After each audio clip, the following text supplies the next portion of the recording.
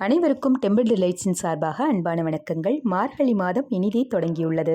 மார்கழி மாதம் என்றாலே அமைதியான ரம்யமான காலை பொழுதுதான் அனைவருக்கும் ஞாபகம் வரும்.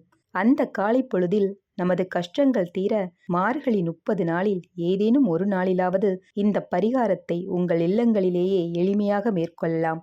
2 துளிகள் தூய பசும்பாலை உங்களது குளியல் நீரில் இட்டு நன்றாக கலக்கி அந்த தண்ணீரில் குளிக்க வேண்டும்.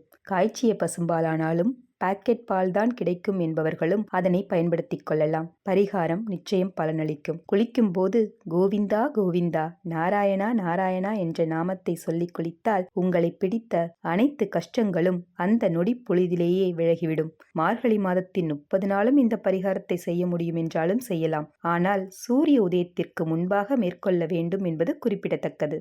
நன்றி, வணக்கம்.